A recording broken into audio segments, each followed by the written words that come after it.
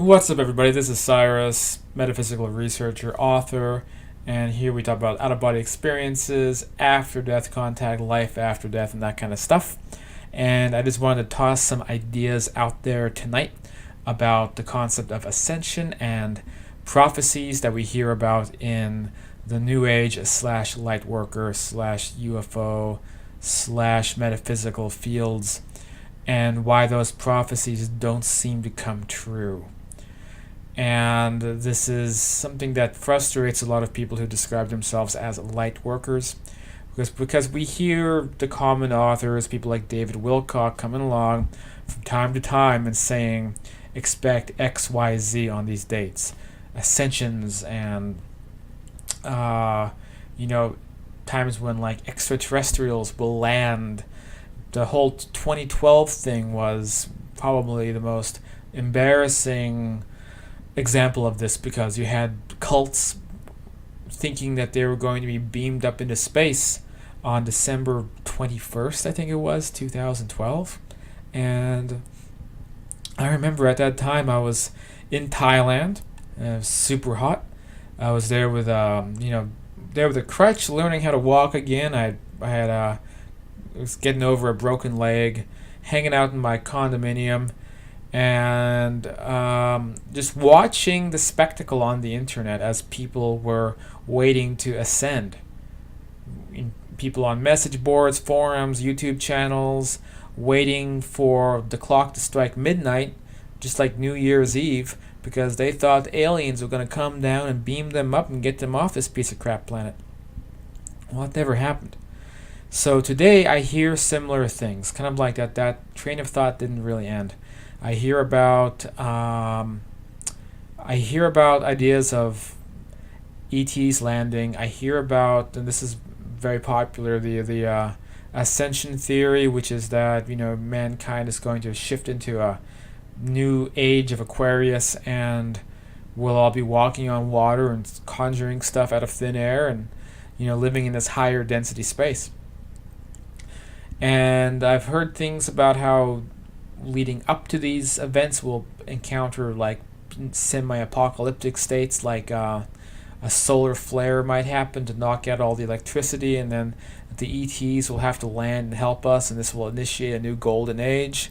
I'm greatly paraphrasing, but this is kind of what David Wilcock talks about. He's a very popular author. Actually, I like the guy because he's very, very entertaining. Always brings in new information to the fold. But I don't follow these things. Now, I could be proven wrong. If there's a solar flare one day, then I'm going to immediately backpedal and be like, you know what, I was off base, and being cynical, because now we got to get our act together because shit's going down. But short of that, what happens is that, okay, on this channel we talk about astral experiences, out-of-body experiences, consciousness states, and spiritually transformative experiences that people can have. There is a phenomenon of kind of, I want to say self-fulfilling prophecy, but that's not quite what I mean. What I mean is that we sometimes fulfill our own expectations of things that we want, because in many ways our lower consciousness is still plugged into our higher consciousness. So we can have very vivid lucid dreams about things that we desire on a terrestrial level. And some of us, we don't fit in with this world very much. We want there to be an ascension event so that we can end the corporate banking system, the greed, people working jobs they hate, and people not being able to express themselves, being stuck in this low vibration state, and the kind of anti-spiritual nature of life, especially in the Western civilization. And many of us, we don't feel at home here. A lot of people are what some communities call star seeds. We have our consciousness is more connected to maybe entities that are not human, that don't that are having little relation to our civilization, and we are disgusted by the greed, the materialism, and there's nothing that some of us want more than the aliens to come out of the sky and then just fix all of it.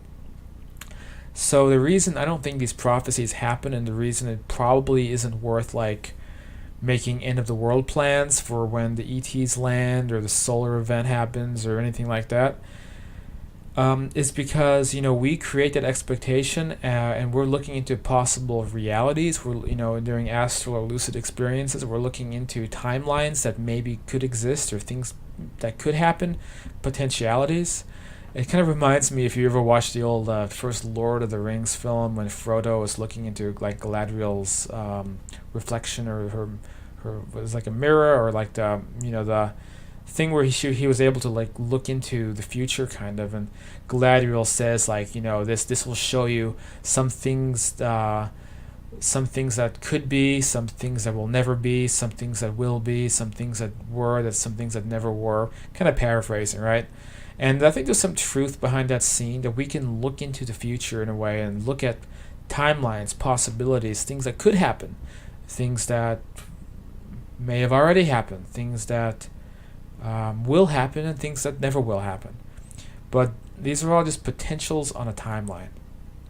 It doesn't mean that it's really going to happen. It's why we hear about near-death experiences, people coming back with prophecies about Jesus coming back, things of a very Christian nature like that. And we hear about other prophecies. The NDE prophecy is a whole subject in itself. And again, stuff never happens.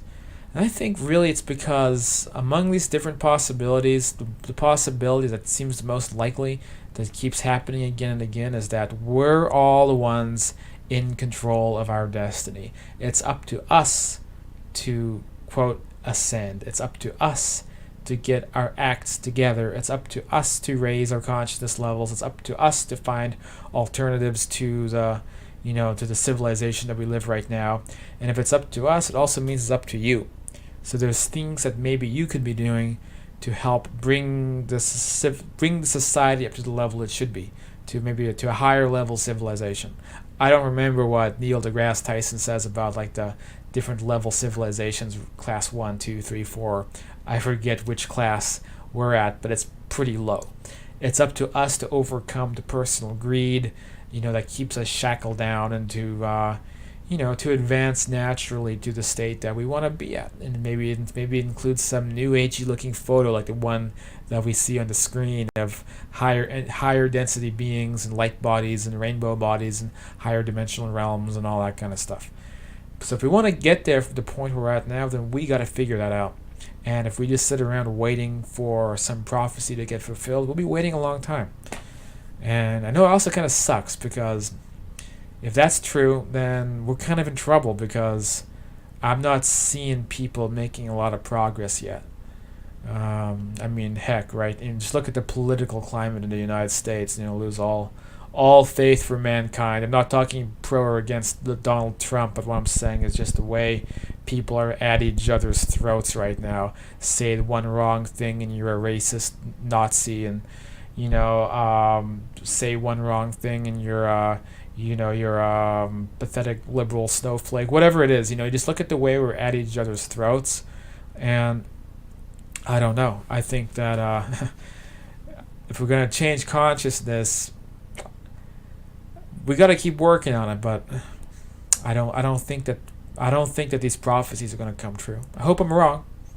It'd be great if David Wilcock was 100% correct, but I ain't betting money on that horse. I'm still rooting for that horse. I'm still gonna listen to what all wild-eyed, big forehead David Wilcock has to say, but like I said, I'm not putting my money on it.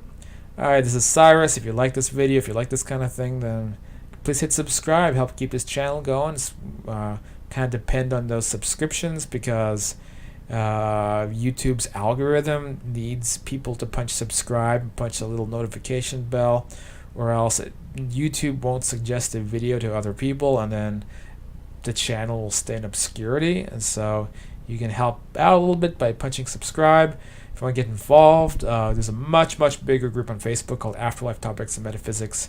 We also have classes twice a week about subjects like life after death. You can find the info in the description of this video. And I have a couple of books out there if you want to learn more about topics like life after death, astral projection, after death contact, and that good stuff. All right, this is Cyrus, and I'll talk to you next time.